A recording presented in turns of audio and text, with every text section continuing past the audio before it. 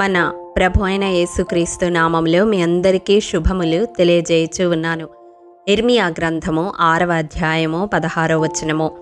యెహోవా ఇలాగు సెలవిచ్చుచున్నాడు, మార్గములలో నిలిచి చూడుడి, పురాతన మార్గములను గూర్చి విచారించుడి, మేలు కలుగు మార్గమేది అని అడిగి అందులో నడుచుకొనుడి, అప్పుడు మీకు నెమ్మది కలుగును. ప్రియ దైవజనమా, నేటి దినాలలో మన చుట్టూ ఉన్న పరిస్థితులను గమనిస్తే కీడు తప్ప మేలు ఎక్కడా కనబడ్డం లేదు. మరి మనకు మేలు కలిగే మార్గము ఏది? మనకు నెమ్మది కలిగే మార్గము ఏది? నిత్యము మన జీవితాలలో మేలు కలిగి బ్రతకాలంటే ఏమి చేయాలో వాక్యపు వెలుగులో ధ్యానించుకుందాము. పరిశుద్ధ గ్రంథములో మనం చూసినట్లయితే ఐగుప్తు మంత్రసానులైన షిఫ్రా పూయాలు రాజాజ్ఞను ధిక్కరించి దేవునికి భయపడుట వలన దేవుడు వారికి మేలు చేసినట్లుగా పరిశుద్ధ గ్రంథములో చూస్తాము. అవును, మనకు నిత్యము మేలు కలుగుటకై దేవునికి భయపడేవారముగా మనము జీవించాలి. ప్రియ దైవజనమా, ద్వితీయోపదేశకాండం 6వ అధ్యాయం 24వ వచనంలో మనం అది గమనిస్తాము. మరి మనము దేవునికి భయపడేవారముగా ఉన్నామా? సహజంగా ఏదో ఒక మంచి ప్రసంగము, ఒక మంచి సాక్ష్యము విన్నప్పుడు కొంత సమయం లేదా కొన్ని రోజులు దేవుని పట్ల భయము, భక్తి కలిగి ఉంటాము.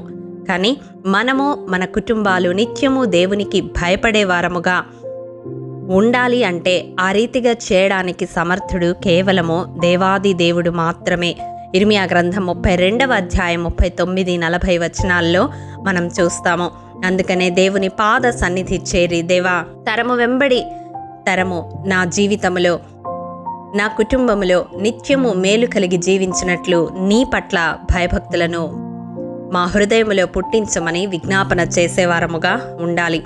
రెండవదిగా చూసినట్లయితే కారేహ కుమారుడైన యోహాను అతని సేనాధిపతులందరూ ఇర్మియా వద్దకు వచ్చి పలికిన మాటలు మనం గమనించినట్లయితే ఇర్మియా గ్రంథము 42వ అధ్యాయము 6వ వచనం ప్రకారం మనకు మేలు కలుగుటకు దేవుని మాట వినేవారముగా ఉండాలి.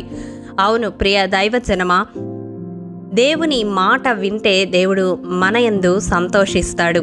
మరి ఆయన మాట వినడానికి మనము ఆసక్తి చూపుతూ ఉన్నామా? ద్వితీయోపదేశకాండం 12వ అధ్యాయం 28వ వచనంలో ఉంటుంది కదా, నీకును నీ తర్వాత నీ సంతతి వారికి నిత్యము మేలు కలుగునట్లు నేను నీకు ఆజ్ఞాపించుచున్న ఈ మాటలన్నిటినీ నీవు జాగ్రత్తగా వినవలెను. ప్రియ దైవచనమా, దేవుని మాట నీ చెవులకు వినబడుతూ ఉన్నప్పుడు ఏ రీతిగా నీ స్పందన ఉన్నది? నిత్యము మేలు కలగాలంటే ఆ మాటను జాగ్రత్తగా విని గైకొనేవారముగా మనం ఉండాలి.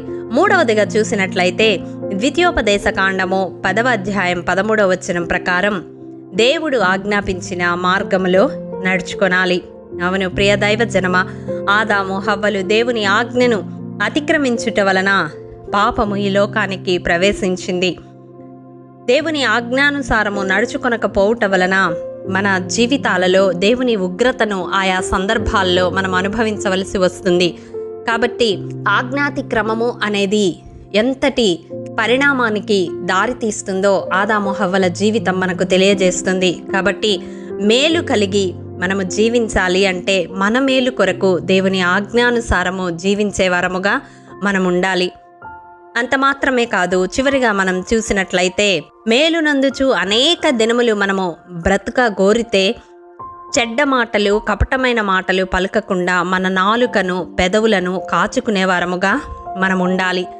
కీడు చేయడం మాని మేలు చేసేవారముగా ఉండాలి. సమాధానాన్ని వెదకి వెంటాడేవారముగా ఉండాలి అని 34వ కీర్తన 12వ వచనం మనకు తెలియజేస్తా ఉంది. అవును, మనుషులు పలికే వ్యర్థమైన ప్రతి మాట గురించి విమర్శ దినాన లెక్క చెప్పవలసి ఉంటుంది. కాబట్టి మన మాటల విషయంలో మనము జాగ్రత్తగా ఉండాలి. మేలు నందుచు అనేక దినములు బ్రతకాలంటే దేవుడు ఈ దినం మనకు ఆయా రీతులుగా బయలుపరిచిన ఈ ఆత్మీయ గుణాలను మన జీవితంలో అలవర్చుకొని దేవుని కృపకు పాత్రులమై నిత్యము తరము వెంబడి తరము మేలు అనుభవించేలా ఒక అడుగు ముందుకు వేద్దాము. అట్టి కృప దేవాది దేవుడు మనందరికీ అనుగ్రహించునుగాక. ఆమేన్. ప్రేమ నమ్మకము కలిగిన మా ప్రియ పరలోకపు తండ్రి, మీ పరిశుద్ధ పాదములకు వందనములు దేవా.